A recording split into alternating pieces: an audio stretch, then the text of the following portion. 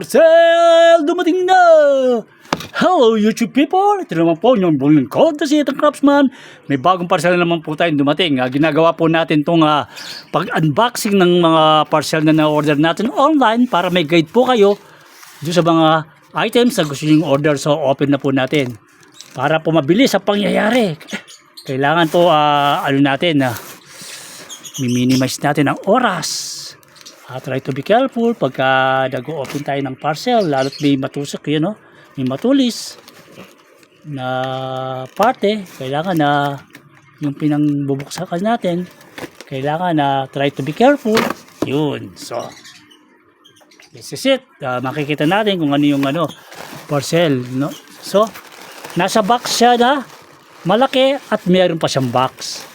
Talagang nakikita nyo, meron siyang bubble na ganito para talagang safety itong ating na-order. So second box na naman ang natin. Tatanggalin natin ng tape. Ginagawa po natin itong mga ganitong unboxing para po sa guide po to doon sa mga na-order natin online, yung mga interested na umorder ng mga items na nakikita nila sa kanilang cellphone. So katulad yun, nakita natin doon sa isang yan nare-reveal ng unti-unti. Kailangan pa natin tastasin ng gusto yung ating para dalawang product to kasi ang claim nila rito ay buy one take one. So yan, nakita nyo gilid muna natin. So yan, ayan, nakabaliktad pala siya. Yun, Gujido, ayan high speed fan model GFS 001. Yan ang niya. So nakita nyo, silyado siya. So ito ang kanyang air outlet, display screen, non-polar toggle wheel. Yan. Specification niya, brand Gujido high speed fan. Yan, 4.5 watts capacity, 4,000 milliampere ang niya. So para dalawa. So tingnan natin yung kulay. Wala tayong nakikita na kulay na possible na masasabi natin. So i-open na natin at nang matry na natin.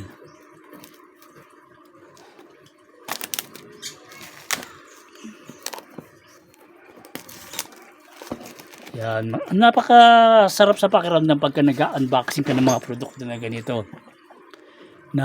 Dahil may mga anak tayo na pumapasok sa school, kailangan nila, di ba? Kung ma-check nyo sa aking channel, meron din tayong in-unboxing at saka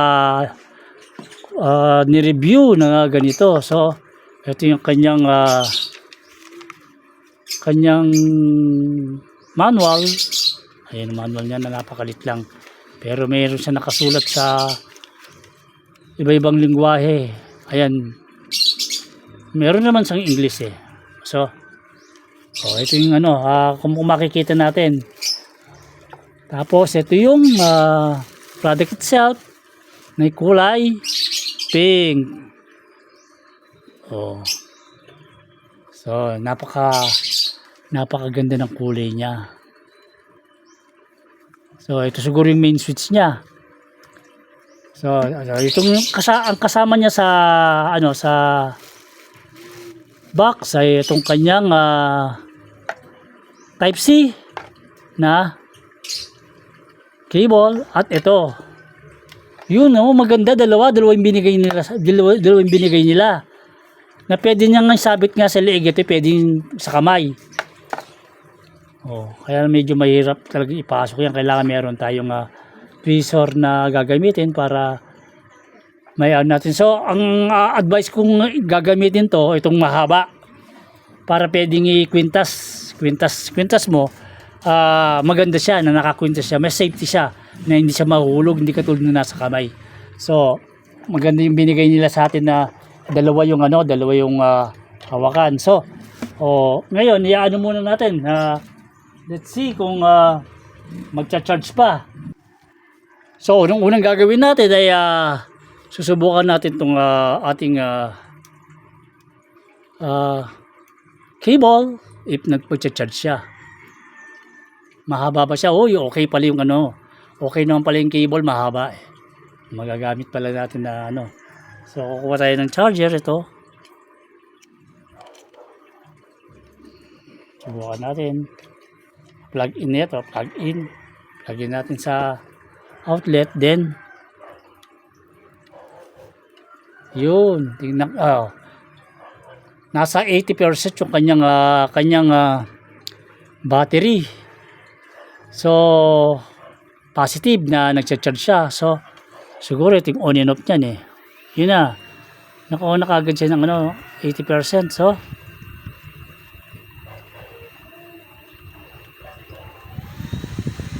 ayun, ang lakas niya sa 20%.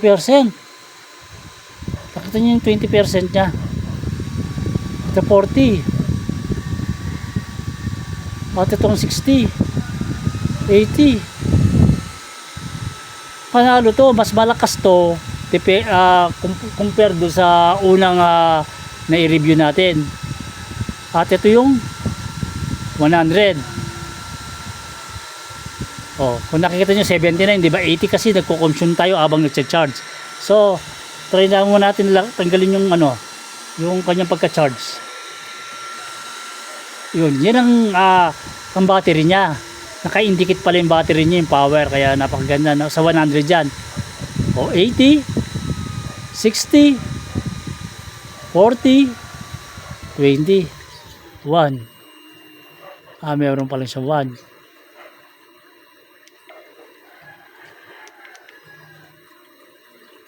At ang talagang main siya, ito, on and off niya ito. Off. Pag inon mo, naka-automatic na naka number 1 na siya. Yan 1. Pag inon mo, 20.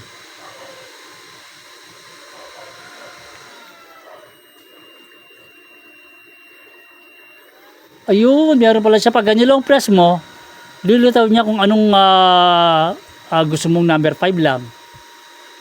Pagka long press na yun.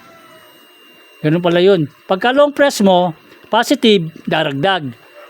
Negative, babawas. Yun ang niya. Tingnan, number 1 lang yan. Pero pagka pinutun mo ng isa, nakasa 20 kagad siya. Kung naririnig nyo kung gano'ng kalakas yung hangin niya, so, mag-try tayo ng isang plastic na natin. Yan nakikita nyo yan sa number yan, sa number 20 lang yan. So dagdagan pa natin yan 40. Nakikita nyo kung gaano yan ng hangin. Nakikita nyo na naililipad niya na yung mga nasa 60 yan, lalong 60. Nasa 40. 60. Yan, 80. Yung 80 niya. Talagang napakalakas ng niya. Ng ng hangin niya. Na masasabi natin na yan sa 100. So okay to. Compare natin doon sa unang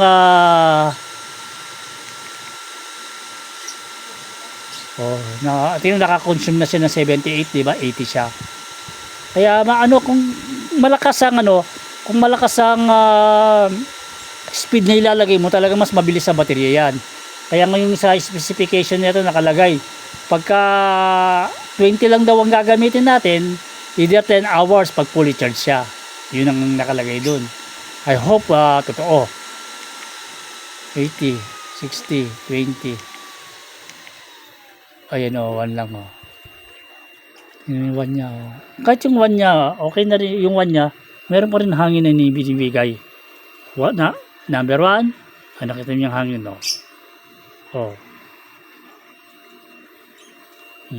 Tapos ang on and off niya ay ito, nandito. Off natin. So, try natin na charge. 70 from 80 naging 77. So, lagay natin siguro na ma-monitor nyo yung ano niya. Lagay natin dito para makita nyo kung nagcha-charge pa siya. So, nakikita nyo nagcha-charge yung ano niya, yung battery niya. So, yung isa naman, kulay pink yung isa. Ano kayang kulay itong isang binigay? I hope na magkaiba naman ang kulay na ito para mas maganda. Kasi buy one take one sila. Na ano sila kumbaga nag-promo sila, pero kumbaga sa price malaki yung difference, lalo sa online natin in order, 'di ba? May mga coins tayo, may mga naipon tayong coins, so marami ang na-discount natin kasi kailangan to sa mga ating mga chikiting patrol, pumapasok sa school, mainit, malaking bagay na meron tayong ganito. Tsaka pagka nag-run out, anong kulay? Pink pa rin. Nako, parehong pink ang binigay. Parehong pink. Nagpapag-asa pa tayo ng na sana ibang kulay yung maibigay. Pero pink pa rin ang binigay. So, ang gagawin ko lang nito, lalagyan ko na lang ng pangalan para hindi sila magkapalit-palit, kasi syempre gamit ng isang anak mo, gamit ng isa. Kumaga, ganun ang inaano ko. So, on natin ngayon.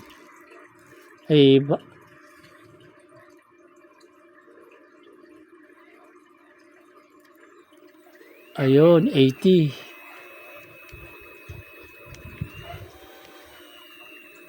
Ah, 80% kagad yung kanilang baterya pagka dun sa na may 80% na sila. Ayan, 20, 40, 60, 80, 100. Lobat na yata. Lobat to, kumbaga. So, wala. 0% na kanyang power. Ayun, try muna natin na i-charge muna to. Pero 18 yung nakalitaw doon sa charge muna natin ng isa.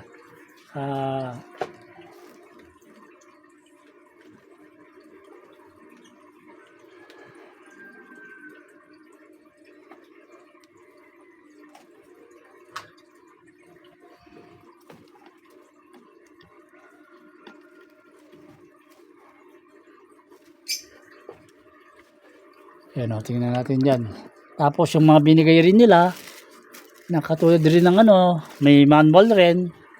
Katulad ng manual, English, tsaka may iba-ibang lingwahe, at yung kanyang charger, at yung kanyang cable. Magkapareho lang. So, hayaan muna natin na mag-charge. Na I hope walang ganong problema itong mga nakuha natin product. Itong isa, bakit nag 75 siya? On.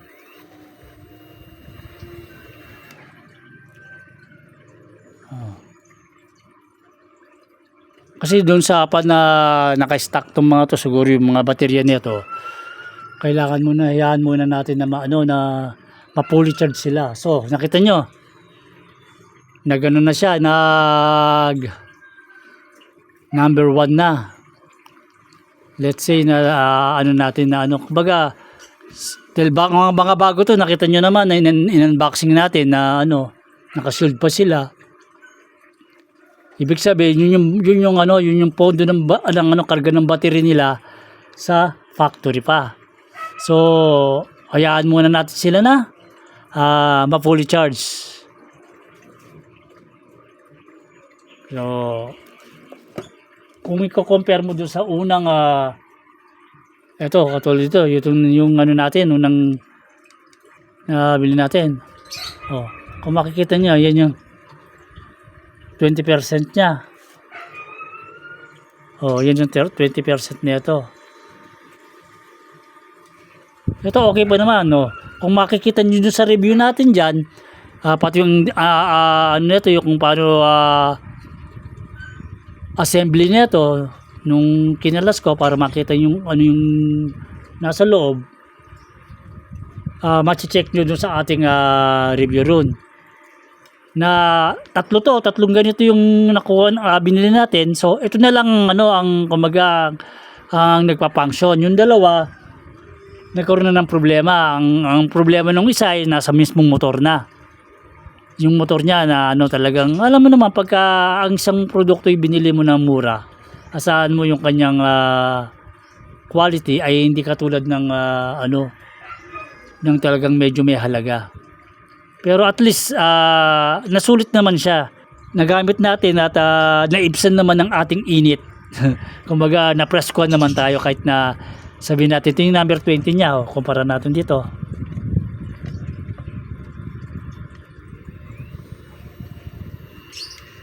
Ito, nakita mo yung 10-20 sa lakas. Yung ingay pa lang ng makina.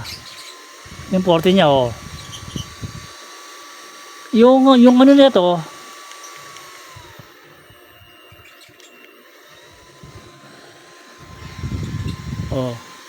doble ang lakas nito kasi mas malaki ang capacity ng motor nito eh.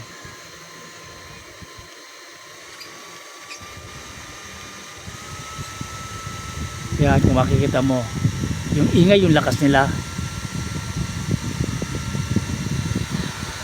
Kumbaga dito malakas na to, mas malakas pa rin to kung ikukumpara mo sa 100%. Pero madalang ka lang mag-aano ta ng 100% yan dahil ang gagawin natin ay palaging hanggat maaari nasa 20 to 40 ka lang para ganyan lang, para mas magtagal ang baterya niya. Tingnan pagkainan mo, number 1 lang siya. Rugido. Kaya medyo okay to, okay itong nabili natin. So ang gagawin natin yan